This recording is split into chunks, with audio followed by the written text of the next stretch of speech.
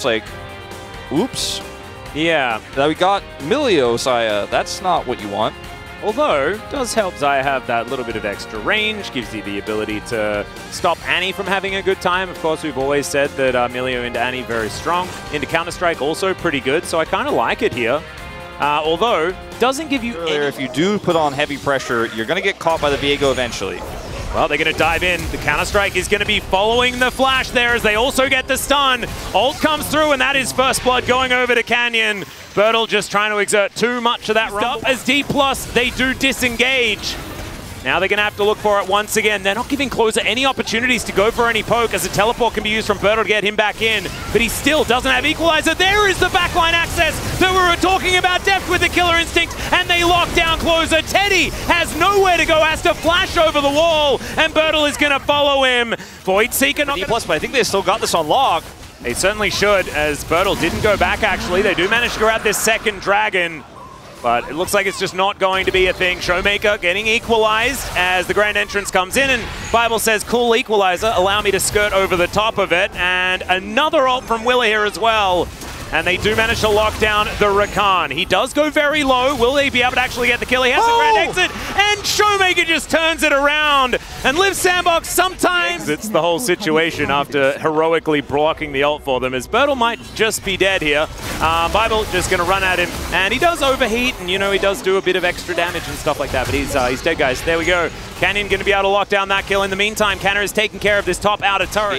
Oh, really? I mean, the ult combo with the Annie, like we've talked about that quite a bit with the Rakan. And, you know, they probably wanted it to be 13-13. There's another Nature's Grasp just to get themselves this outer turret, but Deft also in trouble as Teddy in point-blank range. But now he's so incredibly low, they will be able to take him down, but everybody else is dying as well, as now Canyon has turned into Teddy. He's looking for the opportunity, but he will be taken out. Now Canna diving into the back line as Bible, his only support right now. Great flash out from Closer there as Willa dives forward, and it's Canna that has to try and get the work done. He leap strikes as they are over here taking down this Chemtech Drake, but how much does that even really matter? Just have to find out. They are now grouped up though. Voidseeker finds Willa. He's just going to reset these over and over and over again. Yeah, they want to wait for the equalizer, but Willa is just going to die. Twisted of Dance or no, there is no tree. I'm not... About this is now they don't have the ult combo for contesting Baron, which is being taken. Yeah, Showmaker on a flank here is now Deft going to dive out.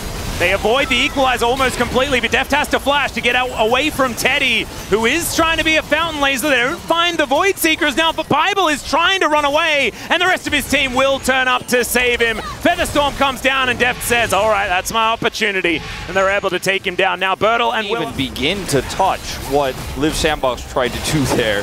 It doesn't begin to grasp the strike. No, I mean, I'm Xayah Featherstorm even on top of everything else for safety, and then the extra feather pull on top of the... For voting for Deft, and he's like, I think we know that I am the guy who gets POGs on this team. Thank you very much. Yeah.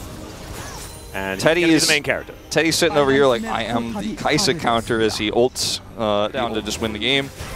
I also, okay, Killer Instinct going to be used. It's named pretty well, as Bertle's dead. He doesn't have a stopwatch or a Zhonya's or anything, and he's dead. As, yeah, Deft, like I said, he could just shoot at the people trying to approach the Baron. Well, they're not going to approach the Baron. The Baron is just dead. He gets a little bit of a knock-up. And then they do get the heal out of Deft, though, as I don't know whether it's going to be enough to actually win them a fight, as Deft is just walking forward. Fire kick comes down. It's not going to save these inhibitors, as Bible trying to keep himself alive, and I guess it did kind of work out for D+, because after he took all of that damage, they took all of these turrets, as there is a flash out from Deft trying to keep himself alive. Nature's Grasp comes in, they do take down the Annie. As you can see, Canna just diving onto the backline, he's got a stopwatch. Bible is going to die, the Killer Instinct, fantastic, as Closer can't quite get it done, and Canna 1 versus 4 is kind of doing fine. And now Canyon's going to try and take over. It doesn't find the stun there as Willa looks for the base. He'll find it, but his Nexus is now left exposed. These minions are gigantic, and D+ do finish off the 2-0. And the week of 2-0s that we had last week could be repeated if expectations are to be believed. It was so close there in game 1 with the Elder flip, but in this second game,